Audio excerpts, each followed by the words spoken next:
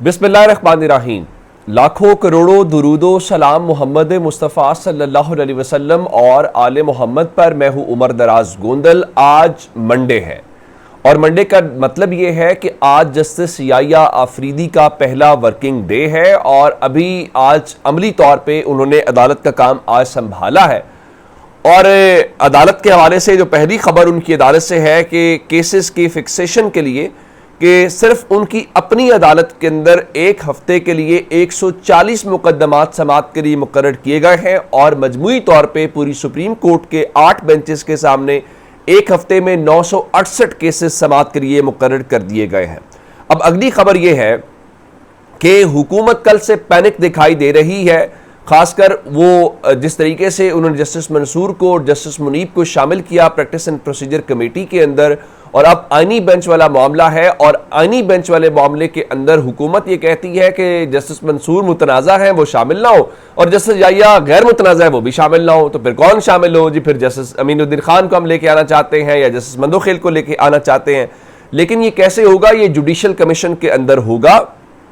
और जो judicial commission है उस हवाले से तहरीक इंसाफ वाले भी बड़े तेज हैं और तहरीक इंसाफ ने पहले जो जजेस की तकर्री की पार्लिमानी कमेटी है उसमें भी अपने लोगों को नामजद किया, लेकिन उसका बायकॉट किया, उसमें शामिल नहीं हुए। वो अपनी जगह के ऊपर बात है, लेकिन अब पाकिस्तान तहरीक इंसाफ की सियासी कमेटी का एक इजलास हुआ और सियासी कमेटी के इजलास के अंदर ये कहा गया है कि पाकिस्तान तहरीक इंसाफ ने बाज़ाब्ता तौर पर जुडिशल कमीशन ऑफ पाकिस्तान का हिस्सा बनने का फैसला कर लिया है और जुडिशल कमीशन ऑफ पाकिस्तान के लिए पार्लियामान के दोनों ऐवानों से अराकीन नामजद करने पर इत्तेफाक किया गया है और यह कहा गया है कि जुडिशल कमीशन ऑफ पाकिस्तान के लिए हिज़्ब इख्तिलाफ की जानिब से 2 अराकीन की नामजदगियों और इस हवाले से स्पीकर कौमी असम्बली के खत पर जामे जो ब्रीफिंग है वो दी गई है, जिसका मतलब है कि पाकिस्तान तहरीक इंसाफ जो है वो इन 2 जो नाम हैं जो अपोजिशन के होने हैं उसमें नाम पेश करेगी और ज़ाहिर है उसका इमरान खान से मंजूरी के बाद बाज़ाब्ता ऐलान कर दिया जाएगा कि पाकिस्तान तहरीक इंसाफ की जानिब से कौन होगा।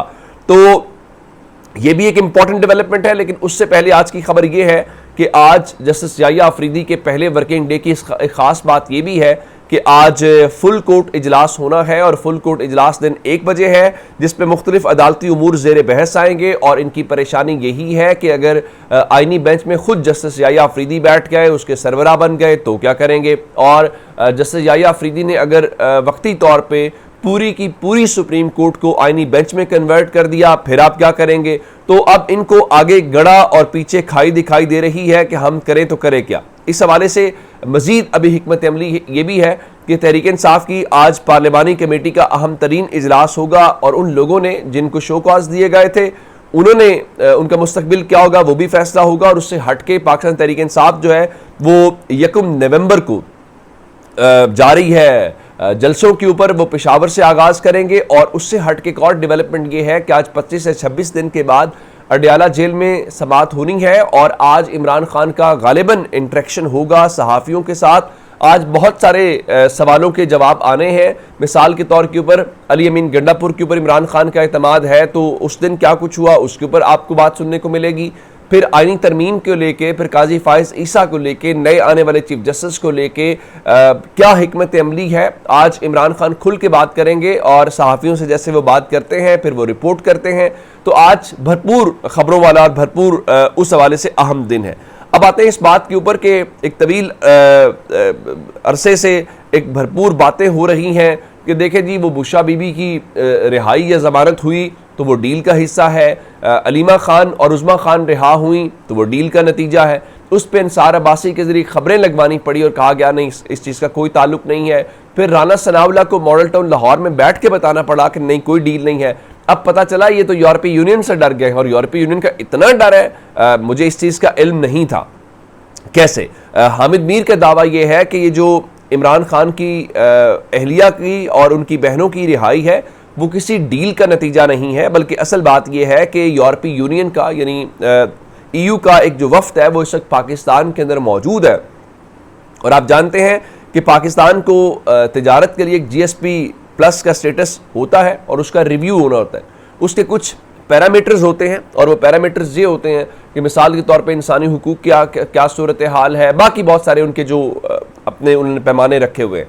तो अब चूंकि वो वफ्द आया हुआ है तो तो उस वफ्त को इंडिकेटर देने के लिए इन्होंने उनको दोबारा गिरफ्तार नहीं किया या ये जेस्चर दिया है कि देखें पाकिस्तान के अंदर कानून की कोई खिलाफ वर्जी नहीं हो रही, रूल ऑफ लॉ है। तो इसका मतलब है कि इन्हें यूरोपीय यूनियन से तो बहुत डर लगता है, इन्हें बाकी जगहों से तो डर लगता है, लेकिन अपने लोगों के हुकूक महफूज कैसे करने हैं, उसकी जवाबदेही कैसी करनी है, उसका कोई वो नहीं है। अच्छा, इसको लेके बुशरा बीबी की चूँकि बात हुई है और उनकी बहनों की, तो यहाँ कहा गया जी उन्होंने इजलास बुला लिया है। हालांकि बुशरा बीबी का पहले भी सियासत से कोई ताल्लुक नहीं था और वो सियासत से अलग रहीं। तो इंफॉर्मेशन सेक्रेटरी जो तहरीक इंसाफ के हैं शेख वकास अकरम, उन्होंने कहा भी कि बुशरा बीबी ना पहले सियासत में थी और ना ही वो अब सियासत के अंदर आएंगे। लेकिन आजकल ज़रा तहरीक इंसाफ की बयानबाजी बहुत ज़्यादा चल रही है, तो उसमें फवाद चौधरी साहब ने रद्द-ए-अमल दिया है। फवाद चौधरी साहब कहते हैं जी बुशरा बीबी और अलीमा खान को सियासत में आना चाहिए ताकि फ्रॉडियों से तहरीक इंसाफ की जान छूटे। ये क्या बात हुई कि वो सियासत ना करे और इमरान खान को जेल में जाली लीडरों के सहारे छोड़ दें, उन्हें फ़ौरन सियासत में आना चाहिए।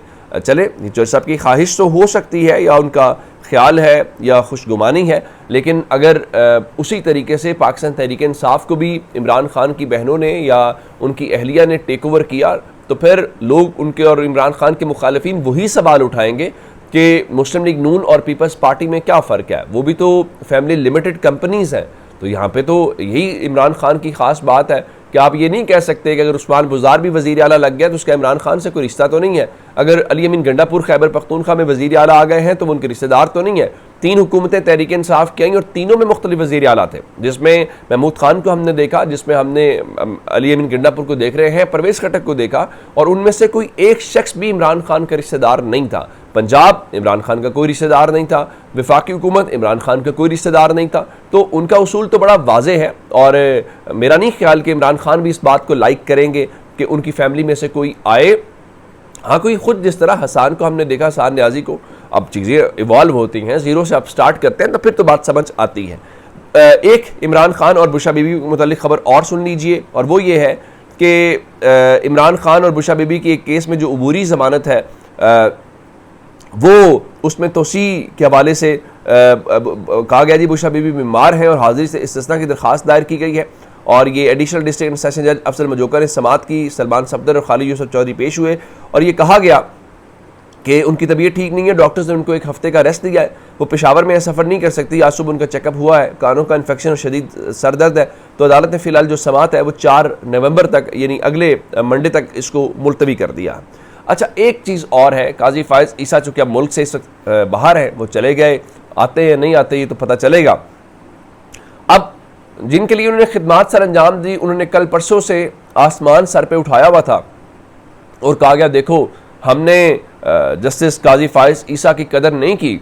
और फिर हमें बताया गया कि जी बरतानिया का एक बड़ा कदीम इदारा है मिडल टेम्पल, वहाँ पे वो तारीख़ में पहली बार जो हैं वहाँ पे उनके जो बेंचेस होते हैं उसका वो पार्ट बन गए हैं मिडल टेम्पल के अंदर। तो जियो न्यूज़ समेत ने खबरें चलाई, लेकिन आप हैरान इस बात के ऊपर होंगे कि काजी फायज़ ईसा पहले जज नहीं है।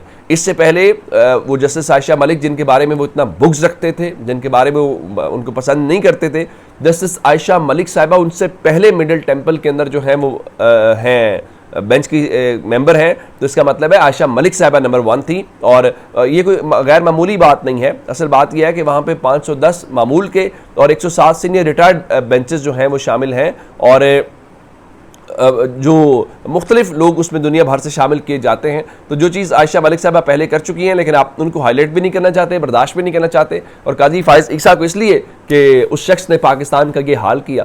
तो अब तक के अपडेट से अपना बहुत सारा ख्याल रखिएगा। खुदा हाफिज़।